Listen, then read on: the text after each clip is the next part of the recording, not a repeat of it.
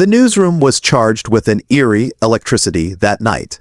Every screen, every feed, every social platform seemed to vibrate with the same message. Asterisk, breaking, Central Bank of Iraq to make emergency announcement. Asterisk, it was just past 8:00 p.m. in Baghdad when the national broadcaster cut through regular programming. The anchor's tone carried a tension that made hearts skip beats. "Ladies and gentlemen," she began, glancing nervously at the camera, "we have confirmation that the governor of the central bank will address the nation live regarding Iraq's monetary policy. Stay with us for what could be a historic statement." Around the world, traders froze mid-conversation. In New York, coffee spilled over trading desks as notifications buzzed across Bloomberg terminals. In Dubai, brokers stared at each other in disbelief. Asterisk, emergency announcement from Iraq. That's not normal. Asterisk, one whispered. The global financial web, fragile and sensitive, had just been tugged by something unpredictable. In Baghdad's Rashid Street district, where neon lights flickered above crowded currency exchange offices, men and women stood in tight clusters, watching flickering TV through shop windows. "Could this be it?" murmured an older man clutching his phone. "Are they finally changing the dinar?" His words spread like static through the crowd. Every Iraqi had heard the rumors talk of currency reform, revaluation, or something bigger, but nobody believed it would actually happen, and certainly not live on television. Inside the marble-walled conference hall of the central bank, the air was thick with anticipation. Rows of journalists fidgeted in their seats, cameras blinking red as the world's financial media prepared to broadcast. The governor, a composed man in his 60s with sharp eyes and a cautious demeanor, took his seat behind the podium. He looked into the forest of microphones in front of him, cleared his throat, and began. "Citizens of Iraq, partners of our economy, and the global community watching tonight, our nation stands at the threshold of transformation." The sound of shutters and camera clicks filled the room. His voice was steady, rehearsed, but the slight tremor in his hands betrayed the gravity of what was about to follow. "For years," he continued, "we have worked to rebuild the strength and credibility of our national currency. The Iraqi dinar, once a symbol of instability, is ready to reclaim its rightful place among the world. Leading currencies." The hall went silent. Outside, in homes, cafes, and markets, people leaned closer to their screens, their breath caught in their throats. He went on to explain that the central bank had been conducting secret audits, liquidity studies, and foreign reserve assessments for months. After consultation with our international partners and economic experts, he said, "We have reached a decision that will redefine the Iraqi economy." His pause stretched long enough for whispers to erupt in the crowd. Then came the line that changed everything. Effective immediately, the Central Bank of Iraq will begin implementing structural currency changes to strengthen the dinar and stabilize inflation. It was as if the entire country exhaled at once, only to inhale sharply again. Structural currency changes. Nobody quite understood what that meant. Was it a devaluation, a revaluation, a redenomination? The markets didn't wait for answers. Screens began to flash across trading rooms worldwide as the dinar's value fluctuated, algorithms kicking into overdrive. In London, an analyst shouted, "Get Iraq on the line now." What kind of structural change are they talking about? In Frankfurt, traders flooded group chats with speculation. Are they dropping zeros, pegging to oil, backed by gold?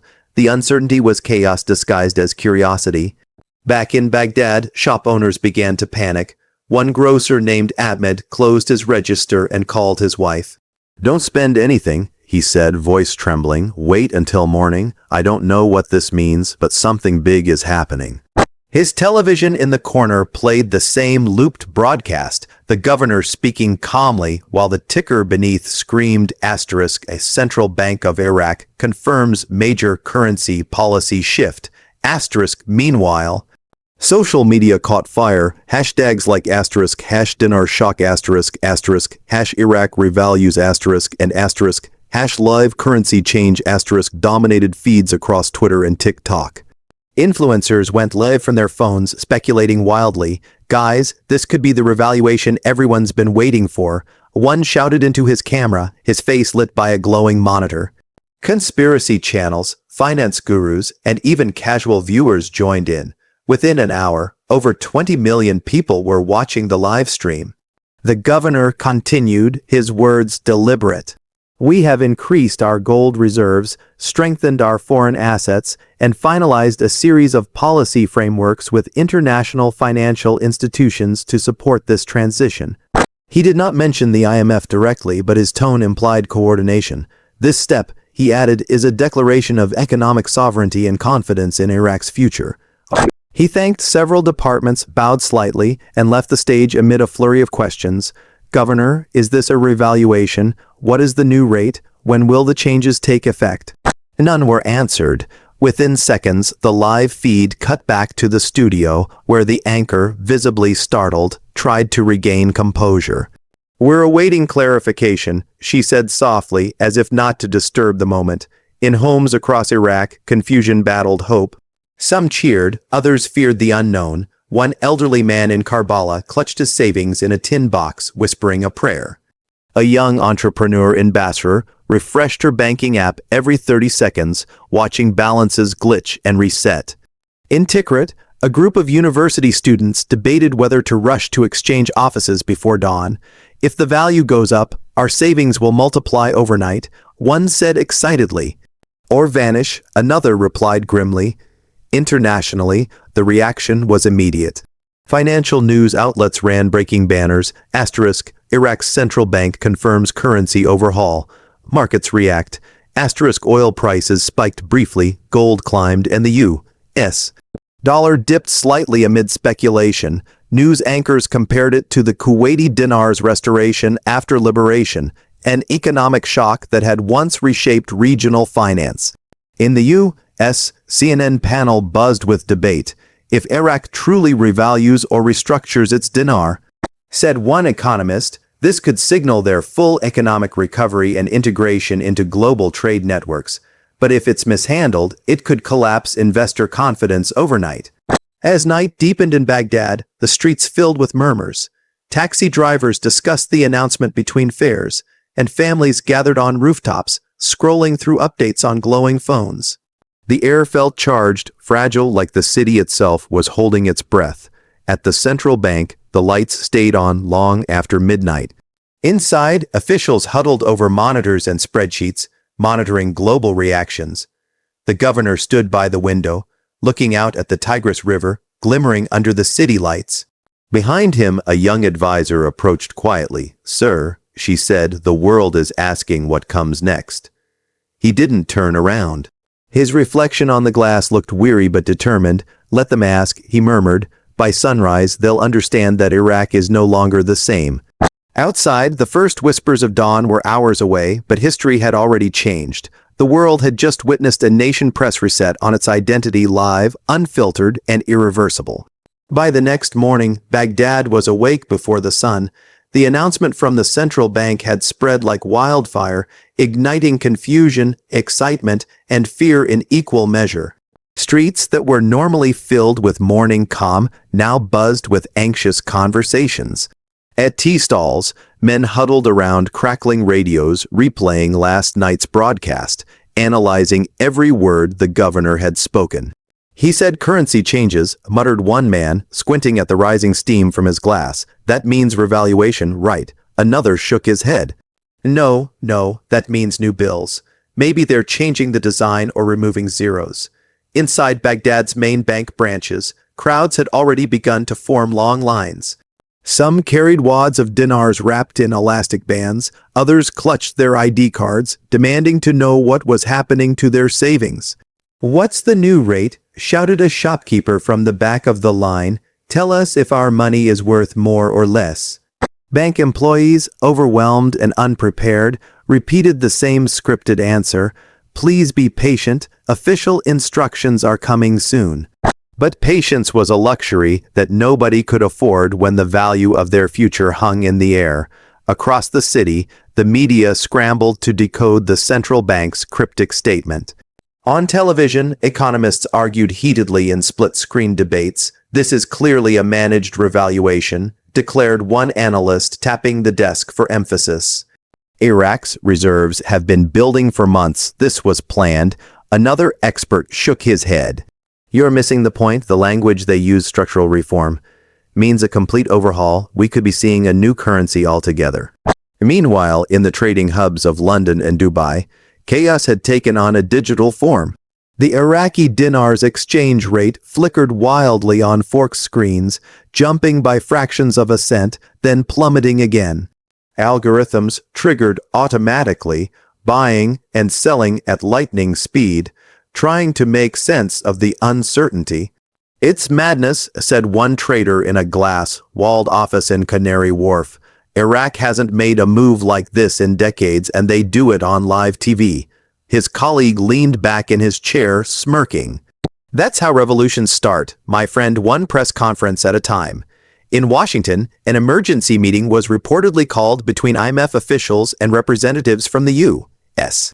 Treasury. The news had caught everyone off guard, including the international partners Iraq had been quietly negotiating with for years. If this was coordinated, someone forgot to send the memo, one official remarked dryly. The IMF statement, when it came hours later, was deliberately vague. Asterisk, we are monitoring Iraq's financial adjustments closely and stand ready to provide technical support as needed. Asterisk, back in Iraq, the effects of that adjustment were already being felt.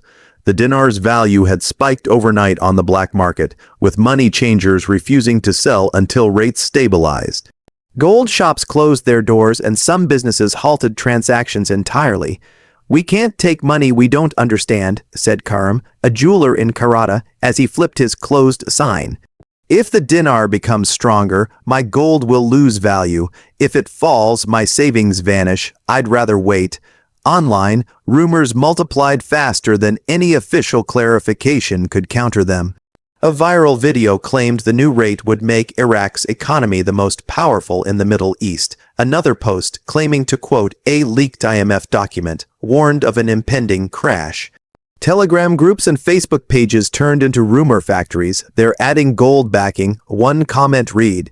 "No, they're deleting 3 zeros," another argued. The truth was lost in a storm of speculation, and in the absence of answers, imagination filled the void. In the central bank's media office, exhausted staff sifted through hundreds of press inquiries. "We can't keep saying no comment," one aide protested. "People are panicking." The governor, sitting in silence at his desk, finally spoke. "Then we give them direction," he said quietly. "Call a second press conference for this evening. The world needs to hear from us again before someone else defines our decision for us." The decision was risky. Every word he spoke would either calm the fire or feed it. But by mid-afternoon, it was clear that the situation was spiraling beyond control. In Basra, local protests erupted outside banks. People demanded to know why their withdrawals were delayed. "You said the dinar is stronger," a man yelled at a teller. "Then why can't I take my own money?" Police were dispatched to maintain order, and footage of the chaos quickly spread online, adding fuel to the narrative that Iraq had destabilized its own economy overnight. Meanwhile, in Dubai's financial district, a young analyst named Farah sat staring at her screen, her heart racing. She'd been tracking Iraq's fiscal data for months and knew this day would come, but not like this. "They're doing it backwards," she whispered to her colleague. "They're making the announcement before the market stabilizes. It's like pulling the pin before building the grenade." Her supervisor chuckled darkly. "Or maybe they want the chaos. Maybe this is how they flush out speculators." As the hours dragged on, Baghdad's heat turned heavy and oppressive. The city seemed to hold its breath again, waiting for the second broadcast. Families stayed home, shopkeepers closed early, and social media filled with countdown timers. 5 hours until history, one post read, accompanied by the Iraqi flag emoji. In quiet corners of the city, however, hope was beginning to bloom. A young taxi driver named Yassin scrolled through his phone, reading a post that claimed Iraq's dinar could now rival the Kuwaiti currency. He turned to his friend beside him.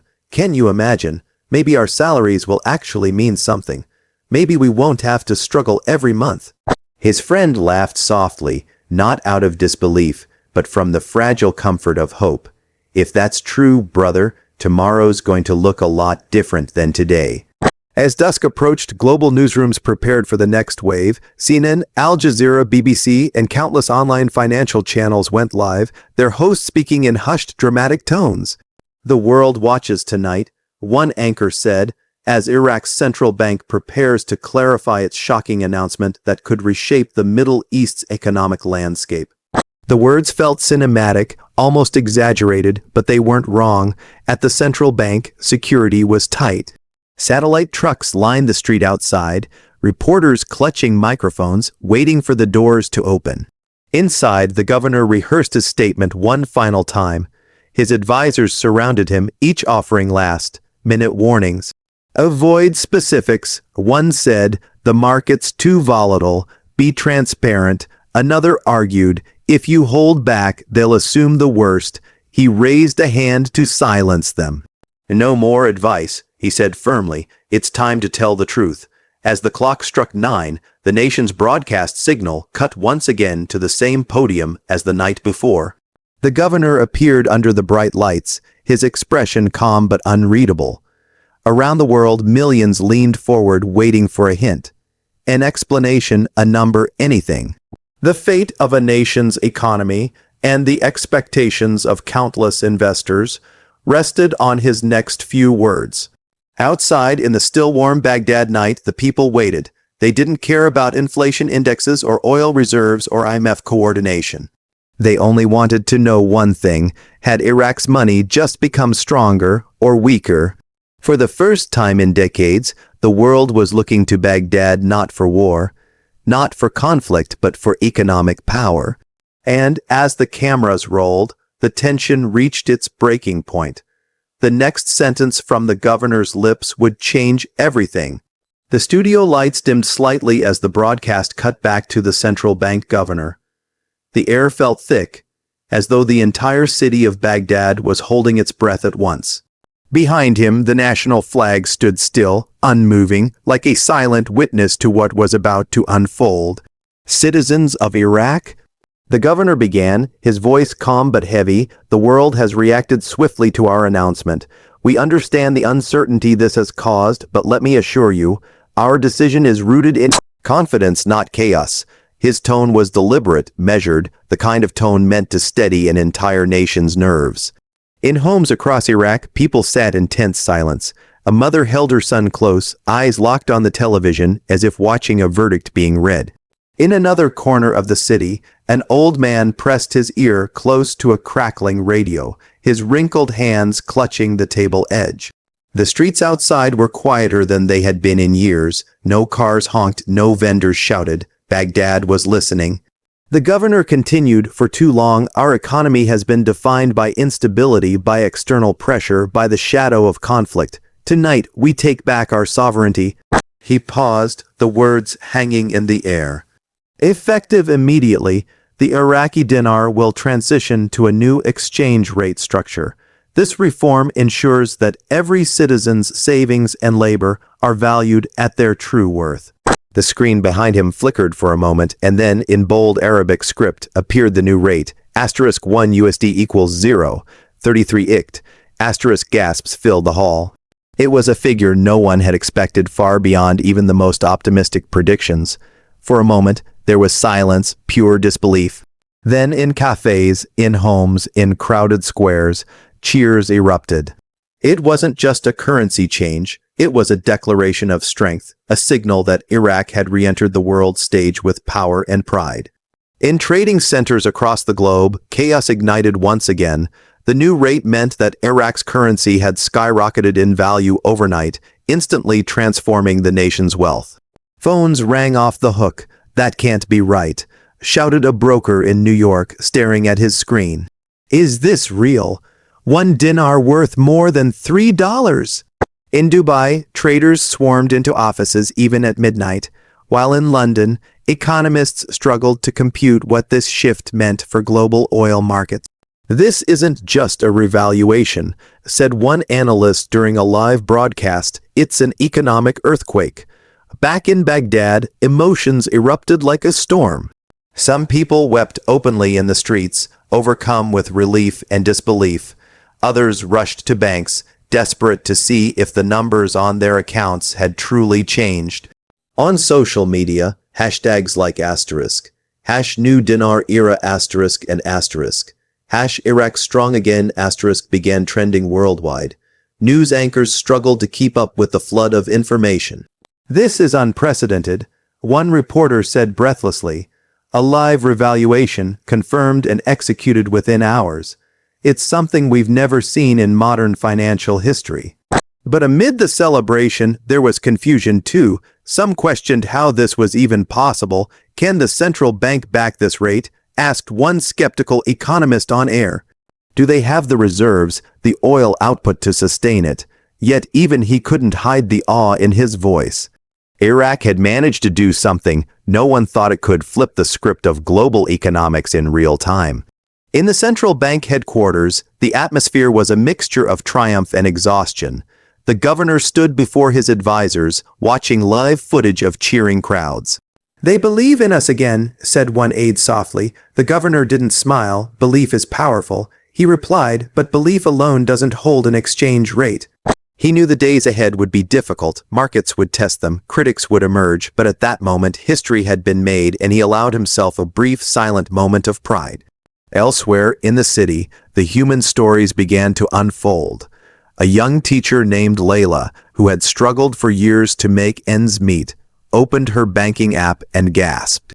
Her balance, once barely enough to cover rent, now seemed like a fortune. "Is this real?" she whispered, tears welling in her eyes. Her husband looked over her shoulder, speechless. "If this holds," he murmured, "we could finally buy our own home." Across town, an elderly couple counted their savings in disbelief. Their once meaningless notes now worth enough to secure their grandchildren's education. The world, too, began to shift. Financial talk shows turned Iraq into the center of every discussion. "This could trigger a chain reaction," said a commentator in Washington. "If Iraq can successfully restructure its economy like this, others might follow." Oil futures soared as investors bet on Iraq's newfound strength. And the dinar itself became the most searched currency on Google overnight. The IMF, though cautious in its official statements, privately acknowledged that Iraq had just pulled off what many had deemed impossible. Still, not everyone rejoiced. In the darker corners of the internet, conspiracy theories spread rapidly. "This is artificial," one post claimed. "There's no way Iraq can sustain this value without foreign manipulation." Others warned of an impending crash. Yet on the ground, for ordinary Iraqis, the moment felt like vindication. A promise that the years of struggle, war, and hardship had not been in vain. As midnight passed, Baghdad transformed into a city of lights and celebration. Fireworks burst above the skyline, reflecting off the Tigris River. Car horns blared, people danced in the streets, and songs of hope played from loudspeakers. "We're rich again," someone shouted, and laughter followed, rolling through the night like thunder. The city had not felt this alive in decades. Inside the central bank, the governor stood by his window, watching the fireworks explode across the city. His reflection merged with the lights, a quiet smile finally breaking through his stoic expression.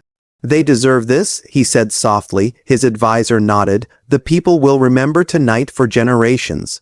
He turned back to his desk, where a folder lay open: projections, numbers, risk assessments. The reality was sobering. The global market's reaction would determine whether Iraq's bold move held or crumbled, but for now, the decision was made. The country had chosen courage over caution, pride over fear. As dawn began to rise, the noise outside faded into quiet anticipation for the new day.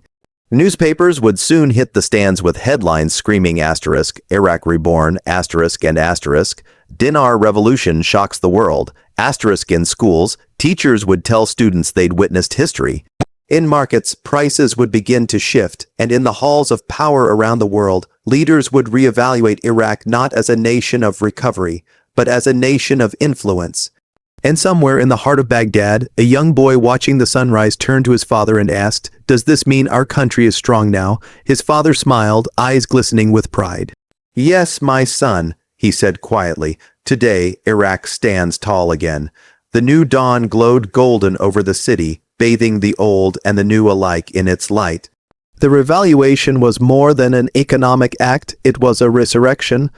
Iraq had reclaimed its dignity, its strength, and its voice. And the whole world had watched it happen live, on a night when numbers became symbols and hope turned into reality.